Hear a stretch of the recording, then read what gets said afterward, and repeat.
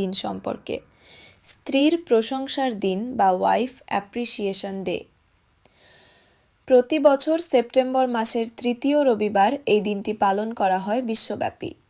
যদিও এটি কোনো সরকারি ছুটির দিন নয়, তবে সামাজিকভাবে দিনটি ব্যাপক গুরুত্ব পাচ্ছে। এই দিনের মূল উদ্দেশ্য হল স্ত্রীদের অবদানকে স্বীকৃতি দেওয়া এবং কৃতজ্ঞতা প্রকাশ করা। কারণ পরিবারে স্ত্রী শুধু একজন সঙ্গী নন, তিনি জীবনের প্রতিটি ক্ষেত্রে সহযোগী, বন্ধু এবং মানসিক শক্তির উৎস। একজন স্ত্রীর ত্যাগ, ভালোবাসা আর সহমর্মিতা জীবনকে করে তোলে আরও সুন্দর, আরও সমৃদ্ধ।